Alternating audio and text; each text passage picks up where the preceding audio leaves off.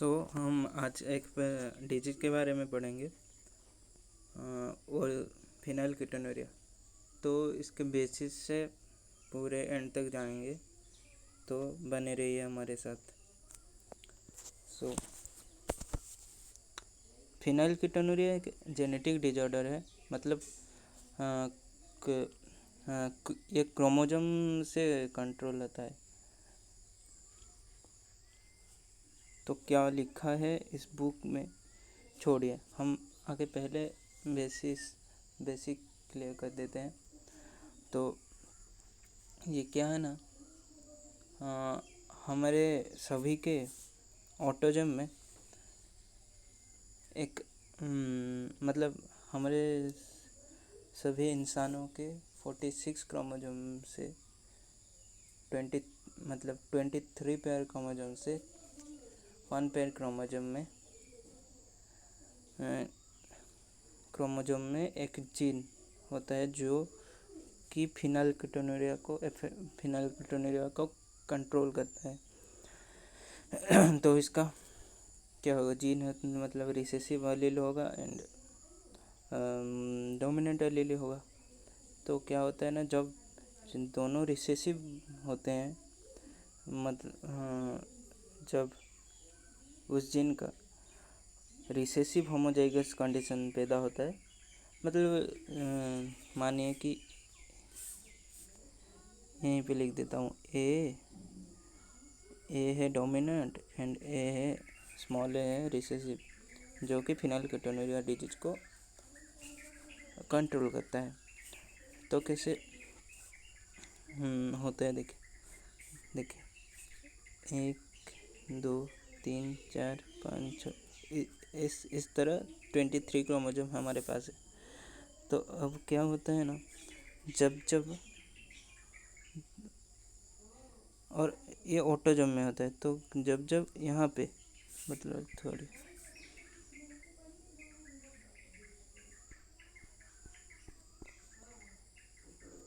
यहाँ पे मतलब इस क्रोमोसोम पे,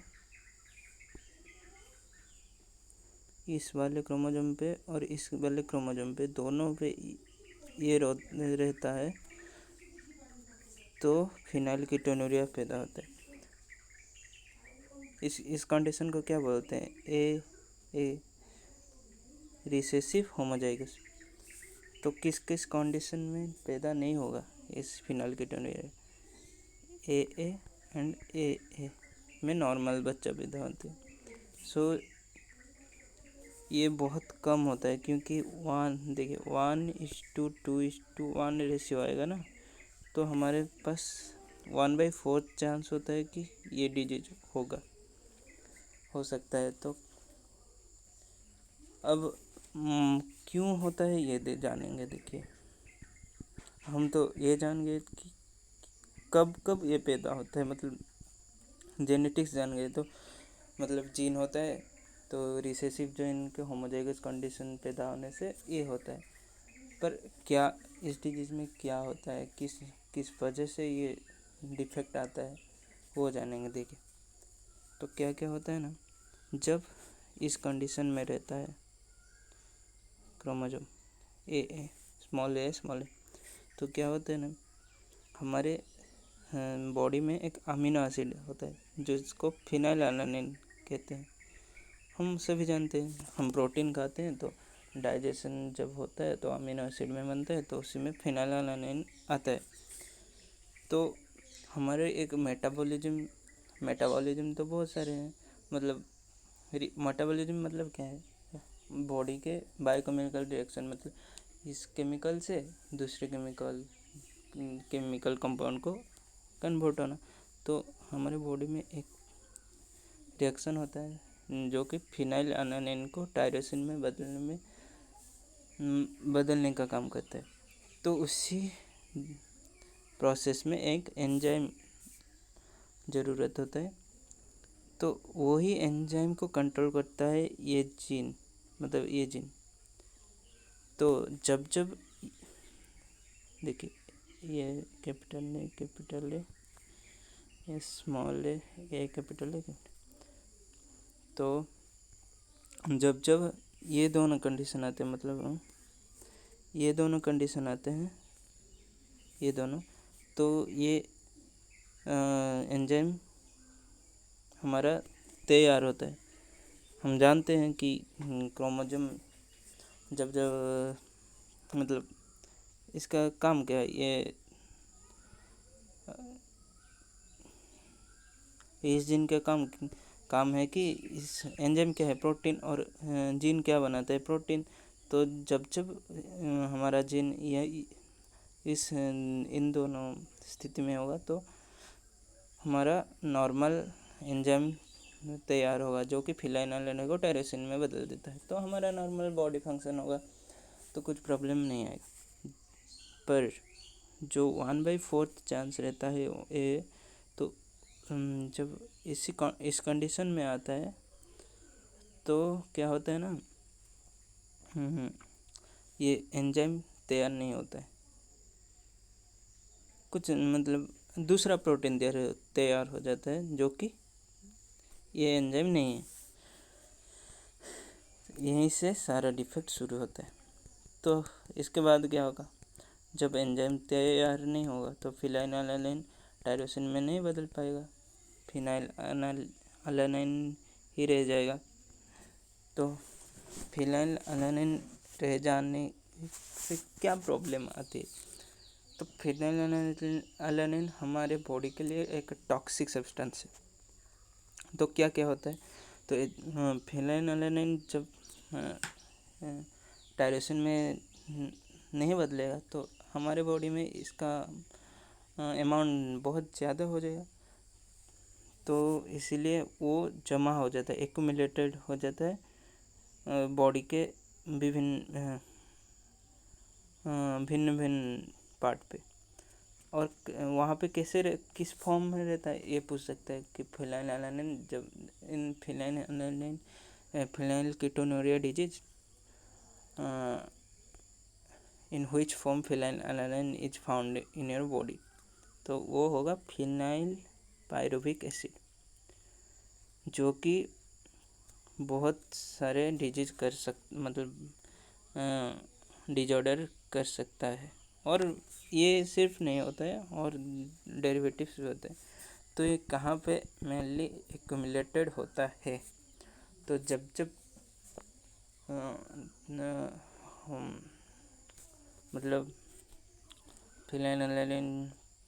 फिनाइल पायरुविक एसिड तैयार होगा, तो वो ट्रांसफ़र हो जाएगा ब्लड के थ्रू ब्रेन में डायरेक्ट ब्रेन में, मतलब हमारे बॉडी का सबसे सेंसिटिव पार्ट ब्रेन। तो ब्रेन में जाके क्या करेगा, हमारे बॉडी के ब्रेन को तो बहुत सारे पदार्थ जाते हैं, ऑक्सीजन जाता है, कार्बन डाइऑक्साइड आता है, मतलब फूड पार्टिकल्स, मतलब फूड न्यूट्रिएंट्स जाता है, अमीनो भी तरह तरह का अमीनो एसिड जाता है, शुगर जाता है। तो बट वो इसके लिए टॉक्सिक नहीं होते हैं। ये फिनाइल पायरुविक एसिड इसके लिए टॉक्सिक बन जाता है। तो मेंटल मतलब ब्रेन में ये क्या इफेक्ट डालता है, क्या क्या हो सकता है ब्रेन में, अगर टॉक्सिसिटी, मतलब ब्रेन को कैंसर हो सकता है, ब्रेन को ब्लड वेसल फट सकता है। पर इसके द्वारा क्या होता है, तो इसके द्वारा होता है मेंटल रिटार्डेशन। चलो मज़े की बात बताता, आप तो क्रिस मूवी देखे होंगे,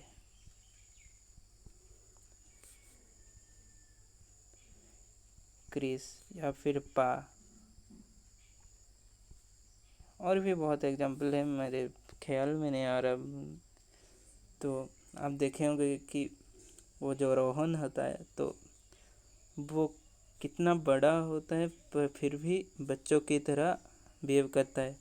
वहाँ पे पा भी कितना बड़ा होता है, फिर भी उसका फिजिकल अपीयरेंस, सोचने की ताकत, वो सब बच्चे की मतलब एज के अनुसार नहीं होता है ना। नहीं हो पाते, तो उसको ही मेंटल रिटार्डेशन बोला जाता है। तो इसका मतलब नहीं कि उनको फिनाइलकेटोनुरिया ही हुआ था। ब्रेन रिटार्डेशन बहुत तरह तरह डिजीज में भी होते हैं, तो फिनाइलकेटोनुरिया उसमें से एक है। तो हम जानेंगे कैसे कि फिनाइलकेटोनुरिया है। तो साइंटिस्ट ने बहुत रिसर्च किया, उसके बाद पता चला कि ये तो यूरिन में भी आता है। जब जब फिनाइलकेटोनुरिया जिनको जिनको होगा तो उनके यूरिन में फिनाइल पायरुविक एसिड आएगा। हमारे नॉर्मल पर्सन के नहीं, यूरिन में नहीं आता है। फिनाइलकेटोनुरिया एफेक्टेड पर्सन के यूरिन में ये आता है।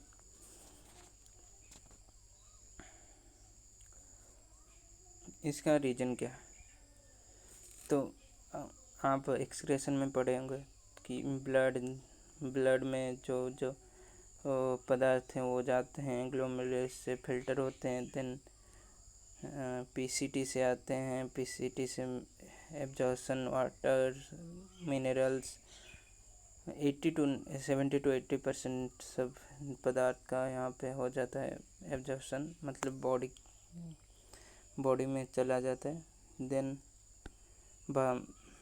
देन हिनलेस लूप आता है, देन वहाँ पे होता है absorption secretion, then DCT, then collecting duct. तो इस पाथ में आने से भी ये फिनाइल पायरुविक एसिड एब्जॉर्प्शन नहीं होता है, मतलब होता है बहुत कम होता है, पोर एब्जॉर्प्शन कहते हैं उसको। तो पोर, इसी वजह से क्या होता है ना, बॉडी में नहीं गया तो यहाँ से पास हो जाएगा, तो वो आता है यूरिन में।